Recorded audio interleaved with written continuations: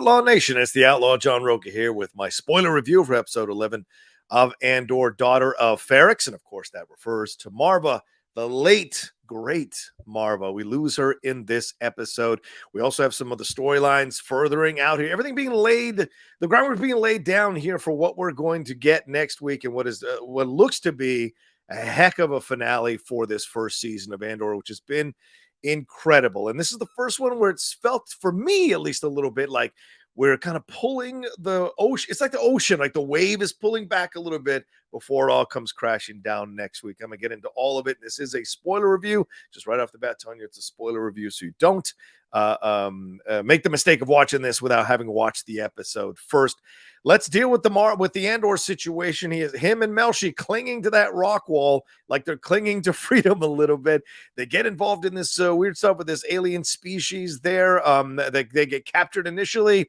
There's a back and forth with those two guys there. One of them's named Freedy. And you think that they're going to turn them back in there on Narkina to the prison colony, but we hear them bitching about the Empire. We hear them have a fun little exchange between them.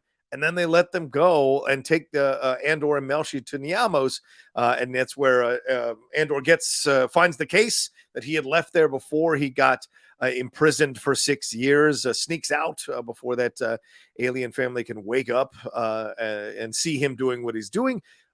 Puts a call into Ferrix and finds out about Marva. And what a heartbreaking moment, and what incredible acting from Andor in that moment, from Diego Luna in that moment. What his reaction there by the phone when he hears it for the first time, the close-up, and then a little bit of the pull away there, and then later when he goes to talk to Melshi a few seconds later on the beach, Melshi's like, everything okay? He's like, yeah, totally fine. He's like, yeah, well, we should split up. We got to get the news out there. So it's Melshi who's the one that's kind of pushing this idea that we've got to tell people what's going on, and you're seeing that Andor is slowly becoming even more this rebel. You see the path that is being laid out for him.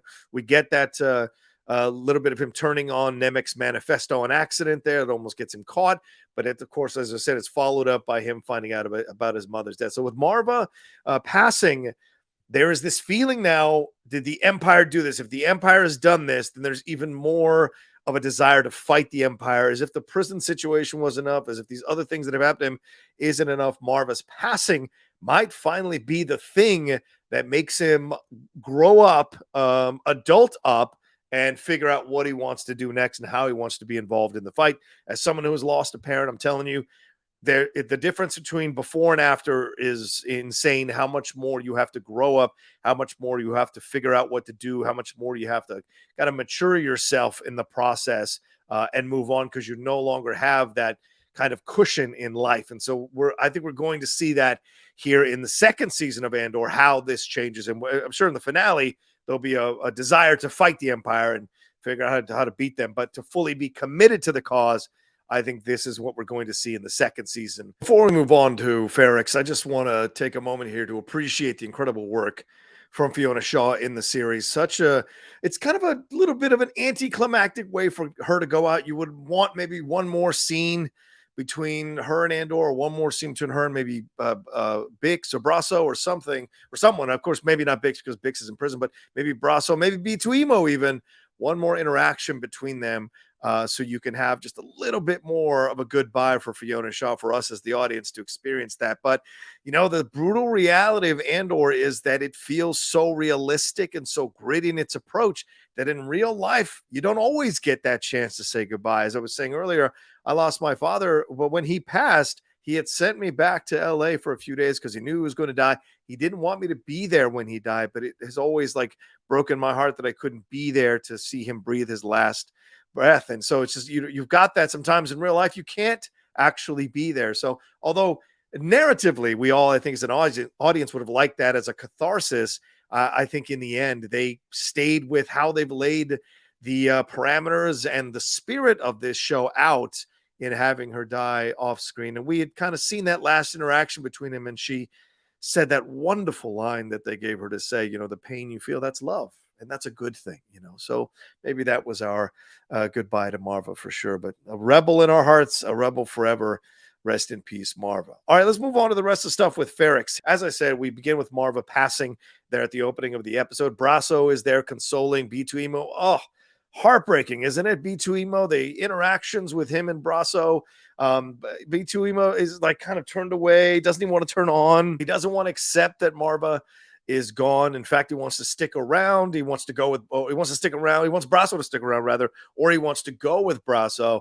And when Brasso can't take him initially in the opening scenes of the episode, he convinces him to stay to help the daughters of the Ferrix to prepare everything, to clean out Marva's place, to make sure everything is put in the place that it's supposed to be put, and what have you. And it's cleaned out of respect and honor for her. Of course, Brasso returns later, and B2 Emo has a wonderful interaction with him, because B2 Emo doesn't want to accept that she's gone and thinks that, well, I'll wait around for her to come back. And certainly when you're processing death sometimes, and for some of you who've experienced it from family members or friends, I'm sure you have that feeling like you don't really believe that it's actually happening or happened, and you think that person is going to come walking through that door. It takes time to kind of let that feeling go and really accept the reality that that's no longer going to happen. So very sweet, heartbreaking, touching moments here between B2 Emo and Brasso. And B2 Emo has been kind of criminally underused, but when he is used, it's such a great, there's such great scenes, because he's such a lovable little droid for sure. And then we get to Bix. Bix looks so absolutely just destroyed from what she's experienced. And something tells me, from the way that Bix looks and the way she is like leaning on the Empire guy when he has taken her into the room to be interrogated or questioned, that she has been tortured consistently.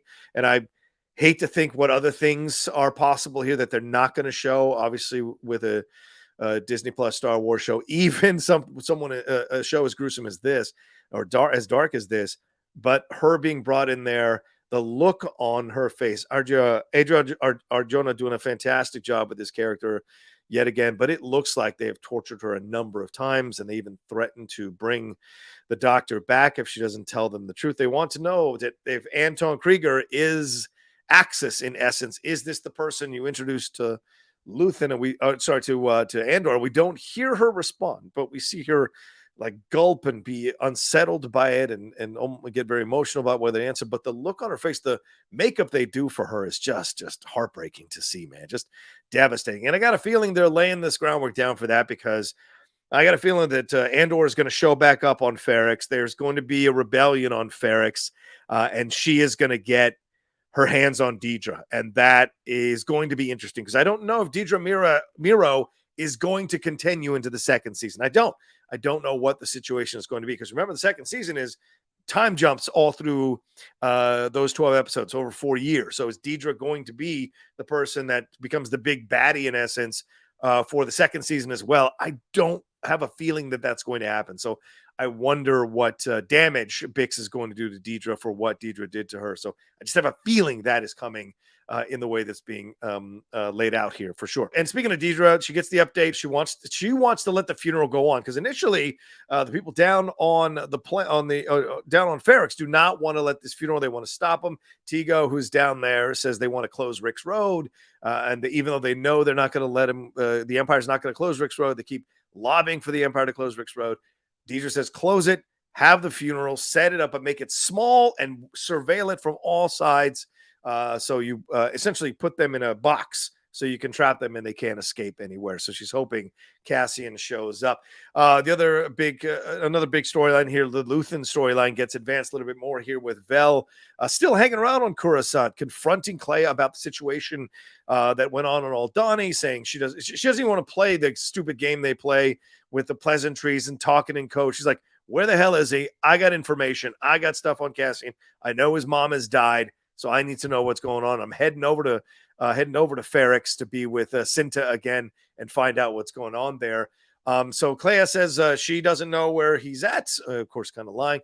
And Vel, and she kind of diminishes Vel a little bit by saying, you're one of many asking for Luthen, asking for help, needing stuff. So don't be thinking you're all that special, kind of putting her in her place a little bit. And where's Luthen? Luthen has gone off to visit Saw. We see him talk to Saw. Saw wants in now on the thing that Luthen pitched him with the Spellhouse Station with Anton Krieger. He tells him about ISB's plan for Krieger. Luthen does. Saw confronts him about his decision to allow Krieger's people to be killed. I love this scene. This scene had a lot of electricity between the both of them, because I think Saw is correct to call out Luthen, kind of what I was talking about, how he kind of floats above the situation and is okay with people dying. Saul kind of calling him out, saying, oh, what if it was me? What if it was me? How do you know I won't tell him? How do you know I won't? And he puts the decision in Saw's lap and plays like, well, it's up to you to decide. Luthen does, up to you to decide.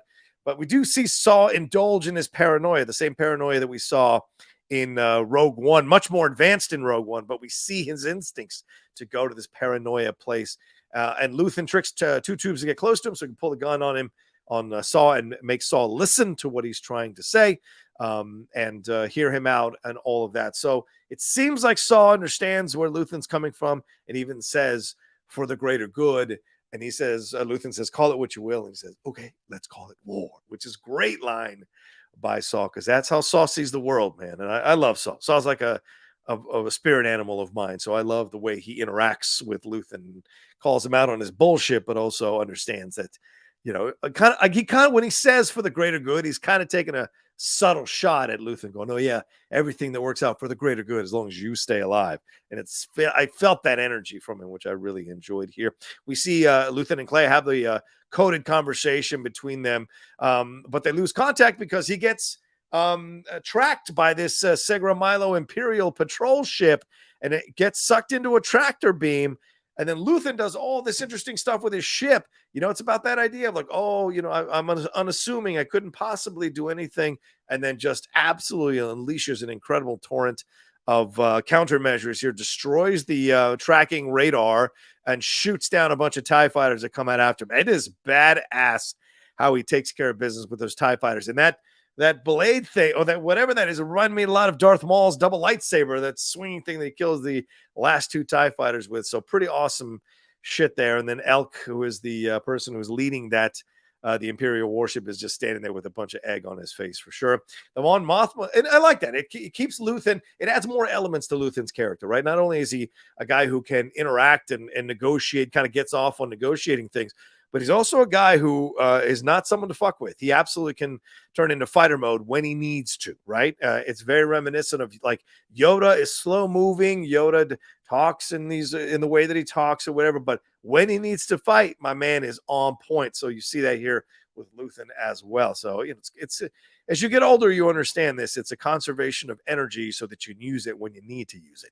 It ain't about, you know, machine gunning all over the place like you did when you were younger. The Mon Mothma situation is also really interesting as we see Vel show up there, as Vel does. We see Lyda chanting, in essence. Is this some kind of religion? Is this some kind of cult? Is this a Chandrillan religion? What is this? But she is chanting this stuff. Vel, who has obviously gone through this, and Mon Mothma probably went through this as well. She's seeing this, and she doesn't want this for Lyda, but Mon says that it was Lyda who did it. Lyda went and found this elder, and that it's the only thing she shows up on time for, with all her little girlfriends there chanting this stuff, and says Perrin has no issue with it. Vel is shocked and wants to know if she's taken suitors. And then we cut to Vel and Mon Mothma having the conversation about Mon Mothma's money and about how she's in trouble and how she has taken suitors here for Lyda, and essentially infers that is going to happen. But, you know, the Aldhani situation comes up, and it's been the indirect result of the Aldhani situation that Vel was involved in is what ended up slowing her money down and putting Mon Mothma onto the telescope. So we don't see Vel tell her about Aldhani, but it almost feels like Vel is in her mind working out, because she asks, does Luthen know about this situation? And Mon Mothma can't say for sure one way or the other, but it almost seems like Vel is considering pulling out for that 400,000 from the Aldhani escapade and giving that to her. So I wonder how that is going to happen, if it's going to happen, and will Luthen be upset about that? So we see that moving into position as well. And then, of course, the stuff with Cyril, last storyline we've got here in this episode, takes that call from Mosk, which is a great back and forth between them. For those of you old enough to remember long distance calls on phones, on landlines, essentially what you're seeing is old school long distance call, where you like say something and there's a space and the person maybe caught a few words, not the full meaning of your intent. So you try to go along with what they think you said and try to get them back on track to the overall point of what you're trying to say in the conversation. Those of you who are old enough to remember those long distance calls, you know exactly what I'm talking about. But I love this scene. Great to see Mosk back, certainly telling him about Andor's mother's passing, about Marva's passing, and in essence setting up the fact that Andor is probably going to show up at the funeral. So everything is going to go down here on Ferrix in this finale at the funeral, it seems like. And so everything's going to pop off, and we'll see what the end result of everything is going to be as well. But we see Cyril wait for his mom to leave. He sneaks back into his apartment. I imagine this is the next day in the morning, or maybe later on that morning, sneaks back into his apartment and gets his stuff out of the safe. And I imagine he's making his way over to Ferrix as well to get involved in this situation. So just what a good episode to set up what we're going to be getting in this finale. Really enjoyed the path that this episode took and the places it took us, and furthering these storylines, deepening these storylines, seeing Vel as this kind of X factor, you know, connected to Cinta, connected to Luthen, connected to Mon Mothma. There's a nice little movement of this character throughout Andor, because she came in like on the 4th episode, I think. So seeing her kind of moving through these worlds, these storylines as a kind of an X factor, and then Saw Gerrera coming in as an X factor as well. And we don't know what Andor is going to do now that he's split from Melshi, which I think makes a lot of sense, because Melshi is going to go off and do his thing, and I guess they'll hook back up later before Rogue One. And then also Luthen. What is Luthen going to do with the situation with Saw? What is Luthen? Is Luthen going to be involved in this funeral somehow? Because we see Luthen and Clea have that kind of coded conversation on the ship. And she's telling him there are many buyers. They're all going to be on the ground. You don't need to be on the ground. She's essentially telling him to stay away from this funeral. But you know, Luthen, he's going to want to be on the ground there.